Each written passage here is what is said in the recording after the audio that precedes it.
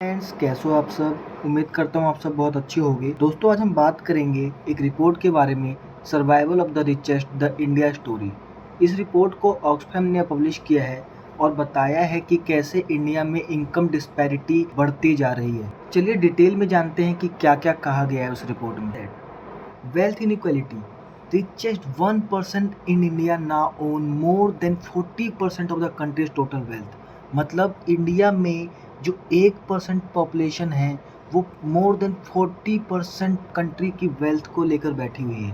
और जो bottom half population है, जो 50% पॉपुलेशन है बॉटम, वो सिर्फ 3% वेल्थ पे ही डिपेंडेंट है। The combined wealth of India 100 richest जो है वो 660 बिलियन यूएस डॉलर है, जो कि काफ़ी ज़्यादा होता है। और ये इतना ज़्यादा है कि इतने मनी से यूनियन बजट का 18 मंथ्स का फंड किया जा सकता है। Gender and social inequality, female worker जो है आज भी उनकी हालत है जो मेल वर्कर्स के कंपैरिजन में उतनी बेहतर नहीं हुई है। आज जो एक मेल वर्कर 1 रुपये कमाता है तो फीमेल वर्कर वहीं 63 पैसे ही कमाती है। यही सिचुएशन और वर्स हो जाता है शेड्यूल कास्ट और रूरल वर्कर्स के लिए, जहाँ पे वे सिर्फ 55% ही अर्न कर। अप्रोक्सीमेटली जो 64% है जीएसटी कलेक्शन का, वो बॉटम 50% पॉपुलेशन से ही आता है। और टॉप 10% पॉपुलेशन जो है वो सिर्फ 3% ही जीएसटी कलेक्शन में कंट्रीब्यूट करती है। उसके बावजूद जो इनकम है वो अपोजिट है।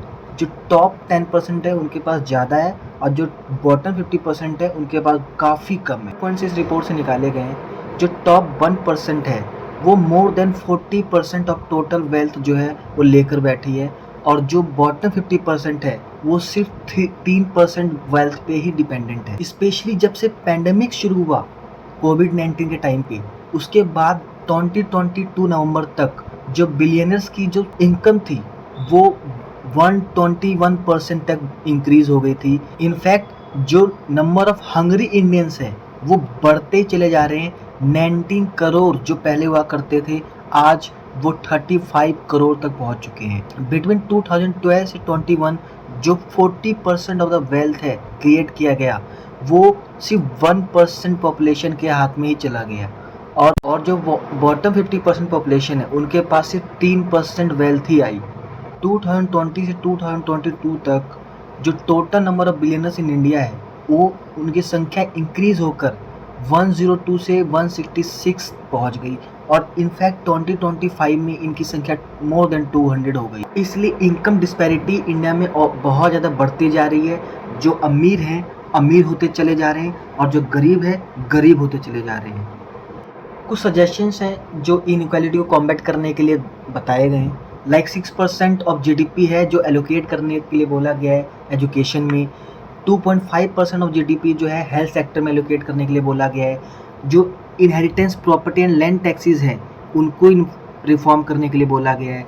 और जो सोशल प्रोग्राम है इन सब चीज़ों से इनइक्वालिटी से रिलेटेड उनको चलाने के लिए बोला गया है, ताकि लोगों में ये जागरूकता आ सके, लोगों में जो नॉलेज है वो बढ़ सके।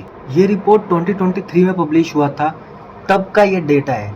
आई थिंक 2025 में ये रिपोर्ट और वर्स हो सकती है अगर ये पब्लिश की जाए तो। Thank you for watching, like share and subscribe.